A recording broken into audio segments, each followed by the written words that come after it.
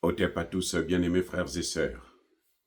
Vous devrez retenir cette journée du 4 avril 2025. C'est dans 1 ou 2 semaines. C'est un événement d'une grande importance qui arrive, notamment pour l'Afrique et particulièrement pour les Congolais. Je dis pour l'Afrique parce que justement, la situation de la RDC, c'est ça qui va débloquer une grande partie des problèmes du continent africain. C'est pas moi qui le disais, c'est Franck Fanon qui le disait. L'Afrique est un revolver. La gâchette se trouve en RDC. La gâchette s'appelle la RDC. Ça veut dire quoi? Qu'est-ce qu'il voulait dire par là? Le détonateur du développement de l'Afrique est là en RDC. À partir de la RDC là, l'Afrique peut décoller ou l'Afrique peut s'enfoncer. Et tant on l'a vu pendant 30 ans, 30 années de guerre, n'ont pas fait avancer le continent africain. Au contraire, la situation de l'Afrique n'a cessé de se détériorer. Regardez, observez les événements.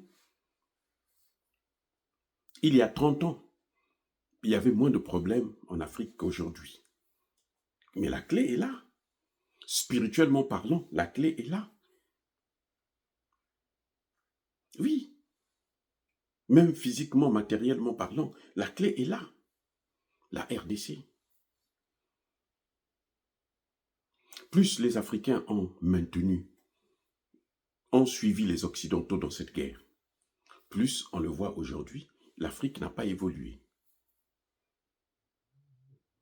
On le voit aujourd'hui, mais la RDC à elle seule peut relancer les économies de toute la sous-région.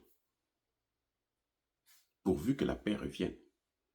Et pourvu que les dirigeants des autres pays coopèrent, comprennent que, mais il n'est pas de notre intérêt que la RDC puisse toujours être écrasée, encore par quel pays? Le Rwanda, un petit pays comme ça. Non, ça ne se fait pas, c'est pas normal. C'est là où le choix du président Ndayishimiye du Burundi est, mais alors, c'est le seul président autour de la RDC qui a tout compris les enjeux. À mon avis, c'est le seul. Les autres n'ont rien compris jusqu'aujourd'hui. Ils continuent à suivre les Occidentaux, parce que la France va imposer, dire il faut soutenir Kagame, parce que les États-Unis vont dire il faut soutenir Kagame. Maintenant, eux-mêmes, ils ont compris que, à force d'écraser ce pays, même eux-mêmes, ils seront en difficulté. Et voilà maintenant qu'ils lâchent Kagame. Maintenant, tous ces présidents qui le soutenaient là, sont foutus.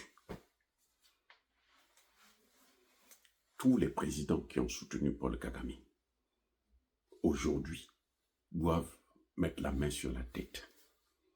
Il doit avoir la tête basse. Ceux qui disaient que pas de sanctions, les sanctions n'arrangent rien. Tous ces chefs d'État-là, ils sont foutus. C'est-à-dire qu'on ne le voit pas maintenant, on n'en parle pas maintenant.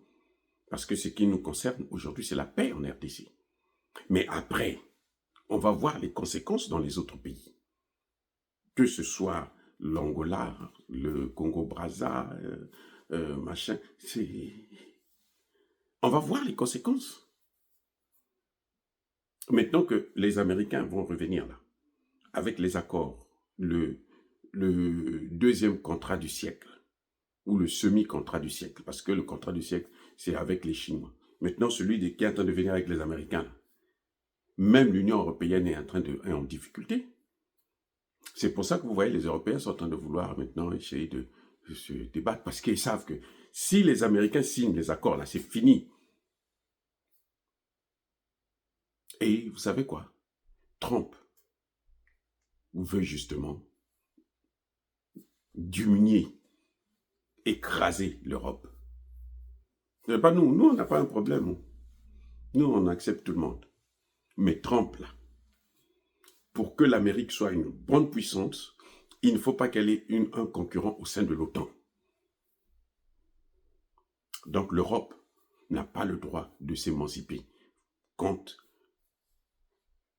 Trump est en train de chercher un moyen pour relancer l'économie, la puissance américaine. S'il doit s'encombrer avec les Européens qui viennent lui prendre aussi des marchés, avec lesquels il doit discuter des marchés, alors que la Chine est en avance, la Russie est en train de prendre de l'envol, mais il ne pourra pas se sortir. Donc il faut qu'il écrase les autres. Et donc les pays africains qui ont soutenu l'Europe, qui ont suivi la politique de Macron, ainsi de suite, là, mais ils sont en difficulté. Les amis, ça ne se fait pas encore sentir maintenant, mais ça va se faire sentir. Vous allez le constater vous-même. Vous allez le voir. C'est incroyable ce qui est en train d'arriver. Eh oui. La RDC est en train de devenir la plus grande puissance d'Afrique. La RDC. La seule entité, ou le seul pays, plutôt les seuls pays qui pourront rivaliser avec la RDC, c'est le Sahel. L'AES. C'est l'AES parce que eux, ils se sont organisés en groupe. Vous voyez, ils sont 3 quand même. Surtout s'ils sortent du franc CFA. C'est fini, c'est l'AES seulement qui pourra rivaliser. Le Nigeria, c'est rien, c'est fini, c'est dépassé déjà. L'allure que le Congo est en train de prendre, le Congo RDC, je veux dire, pas le Congo Brazzaville. Le Congo Brazzaville continue à s'enfoncer. La RDC, là, l'allure qui sont en train de venir là, ça va être la première puissance économique et même militaire d'Afrique, notamment l'Afrique subsaharienne. Et le seul pays qui pourra s'asseoir à la table de négociation avec la RDC sera l'AES. C'est-à-dire les 3 pays réunis qui s'asseyent pour dire, bon, on peut parler maintenant. Sinon, le reste là, Cameroun, Centrafrique, machin, Sénégal, quoi que ce soit là, il n'y a rien. C'est rien devant ce qui est en train de venir là. Et c'est pour ça que nous devons être du bon côté de l'histoire, soutenir la RDC, parce que c'est de là que viendra la libération de l'Afrique. Ce que vous êtes en train de voir là en RDC, là, ce que Tshisekedi est en train de faire, je l'ai beaucoup critiqué, mais maintenant, on se rend compte que Tshisekedi, il est lent à la détente, mais il a sa stratégie. Et ça marche. Et on peut dire, on a beau haïr le lièvre, mais on doit reconnaître qu'il court plus vite que les autres.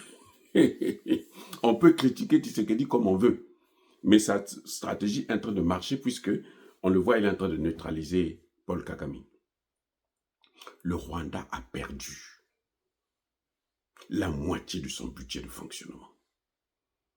C'est un pays à genoux. Les amis, ça c'est l'œuvre de Tshisekedi. Ce n'est pas l'œuvre de quelqu'un d'autre, c'est l'œuvre de Tshisekedi. Tshisekedi a réussi à retourner tous les pays qui soutenaient, occidentaux notamment, qui soutenaient Paul Kagame, pour être avec lui maintenant et soutenir lui.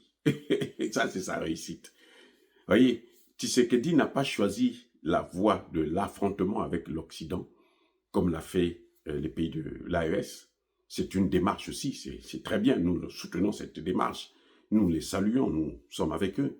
Mais il a choisi une autre voie de prendre ces gens-là, de travailler leur cœur là, noirci par la méchanceté, et puis faire de ça, non mais, regardez les vraies choses. Vous voulez la matière première, mais venez avec moi, je vais vous donner le même contrat que Kagame vous donnait là. Moi, je vous donne ça. Et puis ici, les gens vont vous aimer parce qu'ils vont dire, oh, mais eux, ils ne viennent plus pour nous neutraliser. Vous voyez comment ça se passe? Et ils sont tous tombés sous le charme de Tshisekedi, et puis c'est fini. Kagame est, alors, à jeter à la poubelle. Les amis, soyez bénis, abondamment bénis par le Dieu de Kémité, par nos ancêtres angélisés. Mais que tous ceux qui persécutent le continent africain, le pillent et le déstabilisent, qu'ils soient noirs, blancs, chinois, arabes, juifs, indiens, qui qu'ils soient punis, maudits, foudroyés, neutralisés, écrasés, effacés par le Dieu de Kémité, par nos ancêtres angélisés. Vive l'Afrique éternelle, j'ai dit et j'assume.